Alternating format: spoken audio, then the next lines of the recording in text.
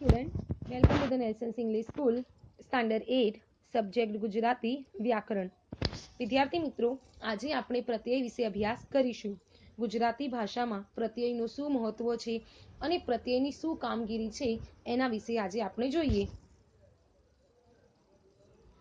તો હવે આ પ્રત્યય એટલે શું? તો પ્રત્યય એ વાક્યની અર્થપૂર્ણ બનાવવાનું કામ કરે છે. એટલે કે જે વાક્યો હોય છે ગુજરાતી ભાષાના, એ વાક્યમાંથી અર્થ નીકાળવાનો, એને અર્થપૂર્ણ બનાવવાનું કામ એ પ્રત્યય કરે છે. પ્રત્યય વગર વાક્યમાંથી અર્થને સમજી શકાતું નથી.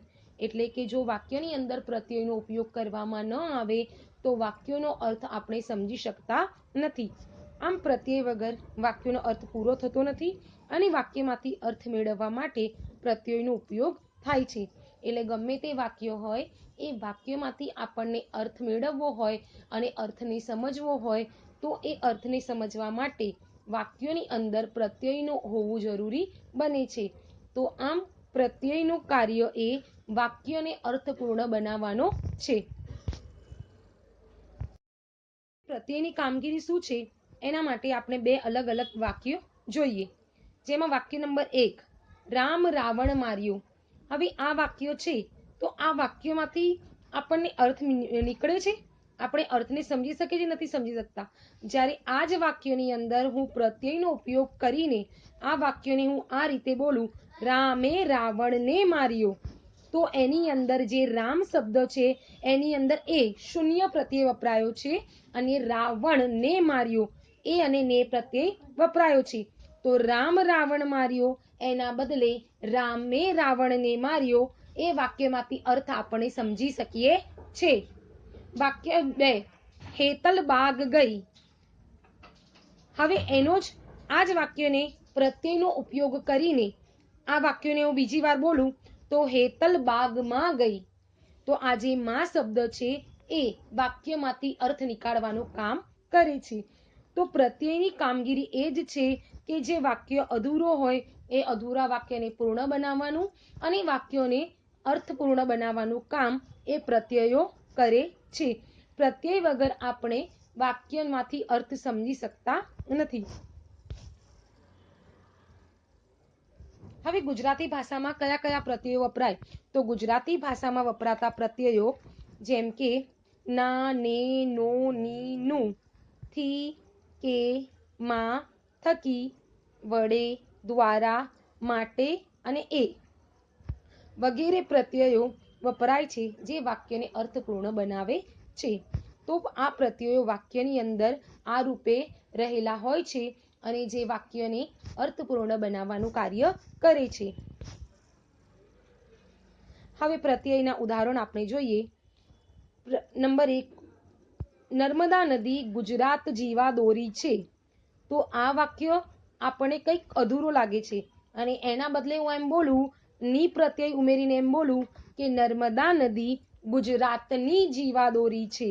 તો એ વાક્યને અર્થપૂર્ણ બનાવે છે અને ગુજરાતની જોડે ની પ્રત્યય વાપરવામાં આવ્યો છે. લીમડો સ્વાસ્થ્ય ગુણકારી છે. આ રીતે વાક્ય બોલું તો આપણે એને અર્થ સમજી નથી શકતા, પણ લીમડો સ્વાસ્થ્ય માટે ગુણકારી છે.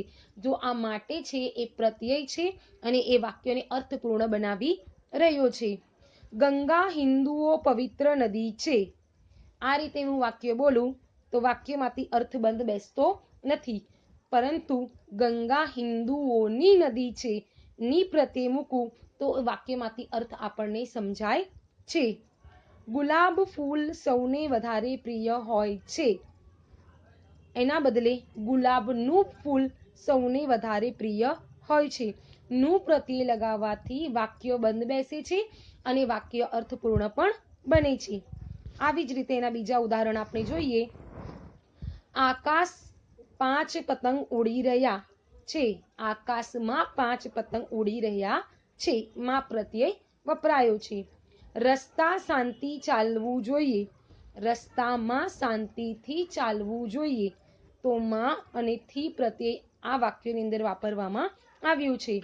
આજે ગામ સરઘસ નીકળવાનો છે. એટલે ગામમાં સરઘસ નીકળવાનો છે. મને લાગ્યું પત્ર અસર થઈ રહી છે. મને લાગ્યું કે પત્રની અસર થઈ રહી છે. કે અને ની પ્રત્યય વપરાયો છે. ક્લાર્ક નોકરી અરજી કરી હતી. મેં અહીં ક્લાર્કની નોકરી માટે અરજી કરી હતી. ની અને માટે પ્રત્યય આ વાક્યોની અંદર વપરાયો છે. નંબર 10. સોનલ અણીદાર પેન્સિલ લખે છે. સોનલ અણીદાર પેન્સિલ વડે લખે છે. વડે પ્રત્યય અહીં વાપરવામાં આવ્યો છે. અમારા ગામ સુંદર તળાવ છે. અમારા ગામમાં સુંદર તળાવ છે. માં પ્રત્યય અહીંયા વપરાયો છે. દરિયા ખારા પાણી મીઠું બનાવી શકાય છે. દરિયાના ખારા પાણીને મીઠું બનાવી શકાય છે. ના અને ને પ્રત્યય આ વાક્યોની અંદર વપરાયો છે. શિવજી ત્રીજું નેત્ર ખોલ્યું. શિવજીએ ત્રીજું નેત્ર ખોલ્યું. એ પ્રત્યય વપરાયો છે. આ ધ્રુવ તારો છે. આ ધ્રુવનો તારો છે.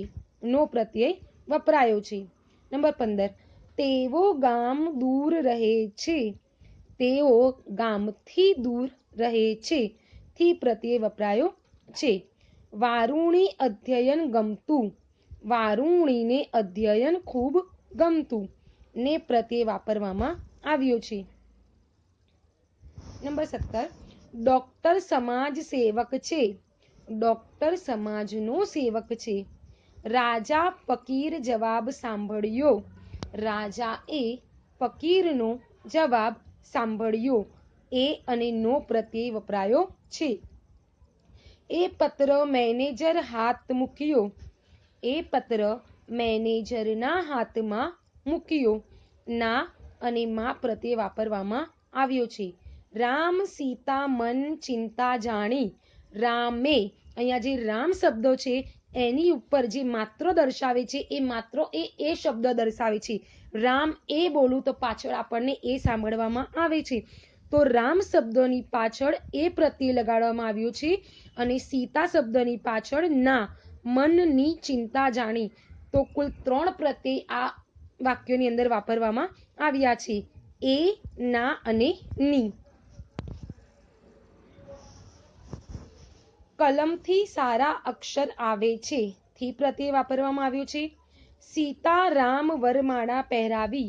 સીતાએ રામને વરમાળા પહેરાવી. એ અને ને પ્રત્યય વાપરવામાં આવ્યો છે. અમે વડોદરા સંગ્રહ સ્થાન જોયું. અમે વડોદરાનું સંગ્રહ સ્થાન જોયું. નું પ્રત્યય વાપરવામાં આવ્યો છે. જીવરામ ભટ્ટ ધીમે ઉઠ્યા. જીવરામ ભટ્ટ ધીમેથી ઉઠ્યા. થી પ્રત્યય વાપરવામાં આવ્યો છે. દેવો ચિંતા થઈ રામ યુવરાજ બની જશે. દેવોને ચિંતા થઈ કે રામ યુવરાજ બની જશે. ને અને કે પ્રત્યય આ વાક્યોની અંદર વાપરવામાં આવ્યો છે. આત્મા શુદ્ધિ માટે મન પવિત્ર હોવું જોઈએ. આત્માની શુદ્ધિ માટે મનનું પવિત્ર હોવું જોઈએ. ની માટે અને નું પ્રત્યય અહીં વાપરવામાં આવ્યો છે. તે અમદાવાદ મુંબઈ ગયો. તે અમદાવાદથી મુંબઈ ગયો. તો થી પ્રત્યય વાપરવામાં આવ્યો છે. જૈમિન ગણિત દાખલા મોડે ગણી શકે છે. જૈમિન ગણિતના દાખલા મોડેથી ગણી શકે છે. ના અને થી પ્રત્યય વાપરવામાં આવ્યો છે. ખત્તુ ડોસી ખડકી ઉગાડી. ખત્તુ ડોસીએ ખડકી ઉગાડી. એ પ્રત્યય વપરાયો છે. શીલા બેબીને જન્મ આપ્યો. શીલા વડે બેબીને જન્મ અપાયો. વડે પ્રત્યય અહીં વાપરવામાં આવ્યો છે. તો વિદ્યાર્થી મિત્રો, તમે આ જુદા જુદા 30 ઉદાહરણો જોયા અને તમે હવે સમજાઈ ગયું હશે કે ગુજરાતી ભાષાની અંદર ગુજરાતી વાક્યોની અંદર પ્રત્યયોની કામગીરી શું છે અને પ્રત્યયો કઈ રીતે વાક્યને અર્થપૂર્ણ બનાવે છે અને વાક્યોને આપણને સમજ આપે છે. મને આશા છે કે દરેક જણને પ્રત્યયો અને તેની કામગીરી એ તમે સારી રીતે સમજી ગયા હશો. Thank you.